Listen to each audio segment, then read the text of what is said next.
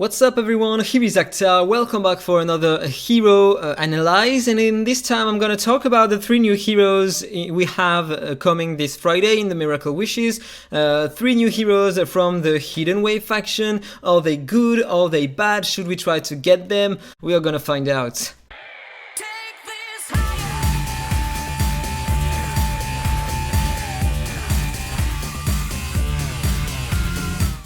So this is the first one. This is Boole, a hero from the Hidden Wave, an attacker with the red mark.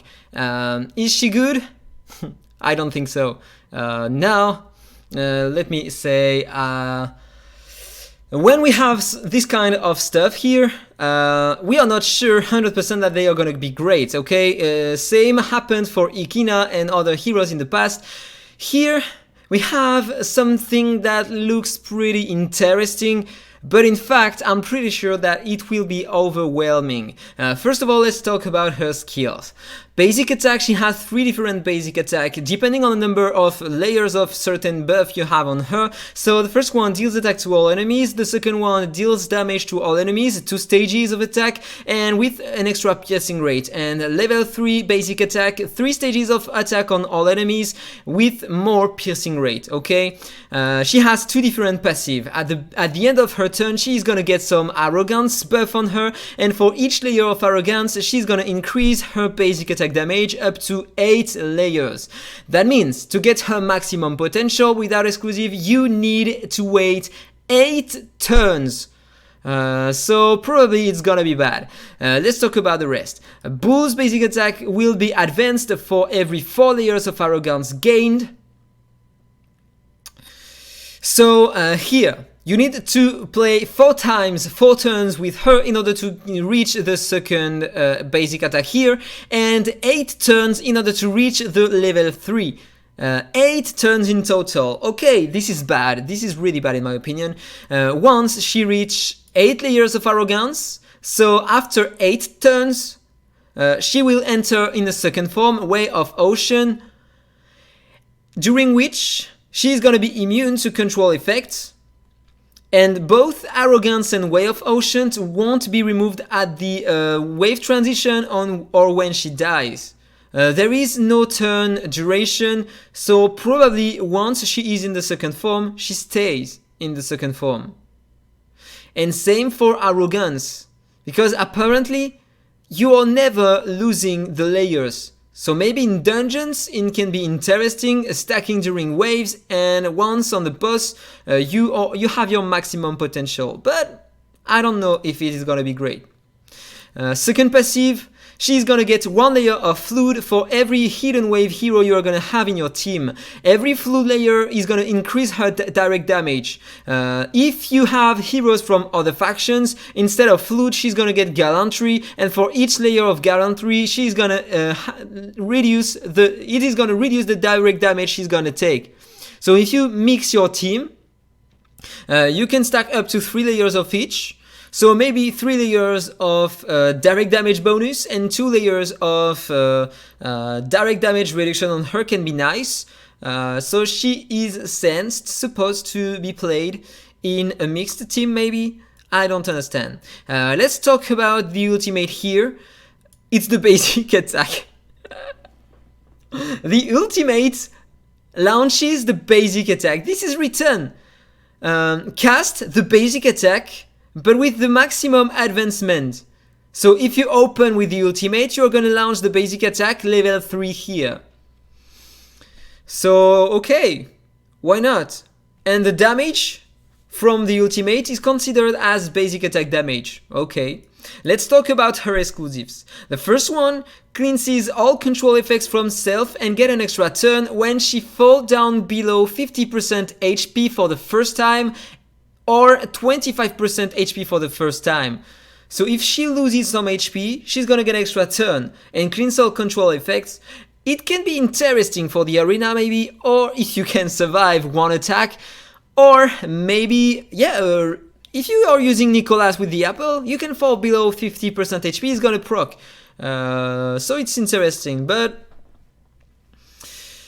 also if she has less than 8 layers of arrogance, she's gonna get 1 layer of arrogance immediately if she falls down below 50% or 25% for the first time. I don't know what to think about that.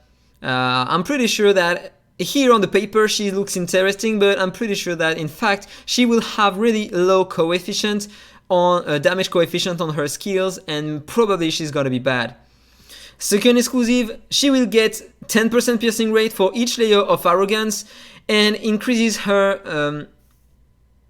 no, that's not that. She's gonna get 10% piercing rate bonus and 5% more for each layer of arrogance.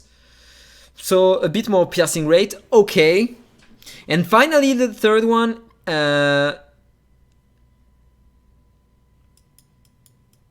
she won't have...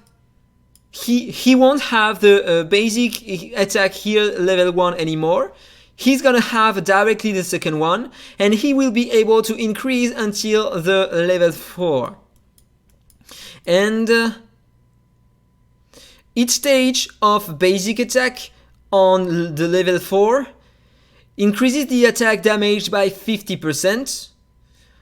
The extra damage ignore the defense, so you get ignore defense only on the 50% here. And if he has a repel, you're gonna increase the attack damage to 75%. He can't use repel on himself, so you are gonna need another hero. And at the moment, you have only Villette who can apply the repel on your heroes. So in fact, this hero is supposed to be played with Villette at least, and I'm not sure about the damage. I'm pretty sure it is going to be overwhelming, so I'm going to try him on the hero trial this Thursday and see his potential, but I'm not sure he's going to be great. So let's talk about Belton now. He is another attacker from the Hidden Wave and with the Force mark. He is really special.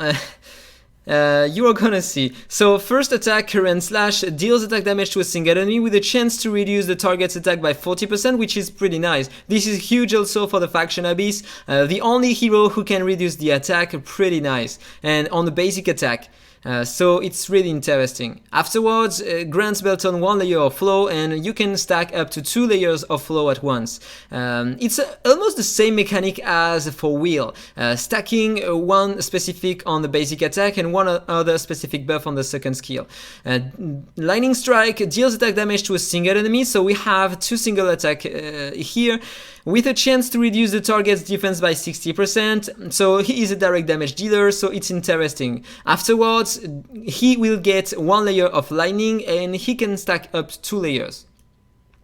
Let's talk about the passive. It's a bit hard to understand. Enemies can't pursue him and can't counterattack him, but he also can't pursue and can't counterattack. But if he was sensed to counterattack or pursue, instead of doing that, he is gonna self-restore his HP based on his own max HP and grant himself a deluge power buff, and you can stack up to 6 layers of this unique buff. For each layer of this buff, it's gonna increase the damage you are gonna inflict with the ultimate. Hope it was clear. That was the best I could do in order to explain to you how does it work. So on the ultimate, depending on the number of layers you have, flow and lightning, stackable with launching the basic and the second skill, you are gonna deal different kind of stuff. If you have 2 layers of lightning, you are gonna deal attack damage to all enemies with extra crit damage. The damage are considered as skill damage. This is just important for the buffs from the Hidden Wave. Then, if you have 1 layer of lightning and 1 layer of flow, it deals attack damage to all enemies and has an extra piercing rate. Damage considered as skill damage still. If you have 2 layers of flow, deals attack damage to all enemies and has more leech for 1 turn. Damage considered as basic attack this time. So Ripple is gonna increase the damage of this part of the skill instead of what is the other buff? I don't remember the name. The other buff from the Hidden Wave is gonna increase the skill damage. I don't understand. remember. Exclusives 1 attacks 2 extra targets using the basic attack and the second skill, but only gains 1 layer of the corresponding buff. So you are gonna focus 3 targets using this skill and this one, and you are still gonna get only 1 layer of flow or 1 layer of lightning. Okay, nice exclusive one. Second one grants Belton 2 layers of lightning and flow at the beginning of each wave. With the second one, you have your maximum potential at the beginning of the wave. At the wave only. That means wave transition is gonna work. It's gonna work. And it's interesting maybe in the arena if you deal enough damage using the ultimate here to nuke enemies. But I don't think we are gonna have a huge amount of damage with this skill. Third exclusive, the 3 forms on the ultimate will have an extra crit damage, piercing rate, and leech. And every damage here is gonna be considered as a skill damage. So I don't know what to think about this hero. For sure he's gonna be mandatory for the faction abyss thanks to the attack down. But then it's another direct damage hero, and I'm not sure that he's gonna deal a lot of damage. It will depend on the coefficient, but we will have to wait and see. Compare him with other heroes in the hero trial Thursday, but I'm not gonna pull for him. And maybe I'm gonna try to get Mamuk, and I need 2 heroes in order to have the guarantee, so maybe I'm gonna pull and get him, who knows. Finally, let's talk about the epic hero Hayley. And this one is gonna be mandatory and really interesting for the faction abyss, you are gonna see. So she is a defense type unit with the red mark. Using the basic attack, she can inflict 2 stages of attack to a single enemy with a chance to inflict Suffocated for 1 turn. If I'm not mistaken, Suffocated force the target to use skills. And if he has all skills in cooldowns, it's something like the stun, he can't act, so it's really interesting. Then, second skill, the only shield we are gonna have for the faction, so it's gonna be great. Grants all ally a shield based on her own max HP for 2 turns. I think this shield is gonna be 20% because you are gonna have a look to the exclusive after that. Passive is it's something like a provoke, but if one of your ally is below a certain percentage of HP and is targeted by an enemy proactively means without a counter attack on a pursue. So it's gonna work against bosses if they deal single target attacks. She is gonna be marked as the main target instead. So enemies are gonna be forced to attack her with a single target attack if any allies targeted is below a certain percentage of HP, so it is pretty interesting. Ultimate deals attack to all enemies and removes 1 attribute buff at random from all enemies, after which there is a chance to inflict a cold 2 for 2 turns, so it lowers the skill damage of enemies by 40%, which is great in AoE, interesting for the faction one more time. This chance increases by 15% when the buffs are removed from the enemies successfully. Exclusive 1. Changes Sea Breeze here to remove buffs from all enemies before damage is dealt, and can remove all kind of buffs. That means without exclusive you can remove only attribute buffs, but 1 only on all allies, 1 all enemies. And with the first exclusive, you are gonna prioritize non-attribute buffs. So if the enemy has a consolidation or etc., a shield, I don't know, it's gonna be removed first. No, consolidation is an attribute buff, I think. Yeah, but a shield is not an attribute buff, so it's interesting. Why not? Exclusive 2 reduces damage dealt to Hayley by 25%, so she's gonna be more tanky, and for every ally with less than 50% HP on them, she is gonna take 5% less damage additionally, and it is pretty nice. So here it's returned 50%, so I'm pretty sure that here with her passive, she is gonna tank for your allies if they are below 50% HP. That would make sense with the second exclusive. Exclusive 3 increases the shield value granted by her second skill by 40% or to 40% of her max HP and extends the duration to 3 turns. So exclusive 3, you're gonna have a 40% shield on the second skill, which is pretty nice. So only shielder in the faction. She can inflict suffocated, okay, it can work, it's interesting. She can inflict cold 2 in AoE, and this is great. So, with Belton, attack down 40%. With her, skill damage from enemies less 40%. On the boss, it's gonna be great. Breath, she is insane. The 2 heroes, no, they are not insane, but they are great. The best options you have for the faction.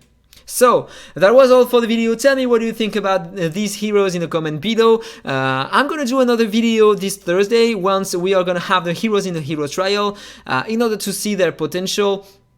I hope you enjoyed the video. If it's the case, as usual, don't forget to like, comment and subscribe, and then see you in the next one. Bye bye!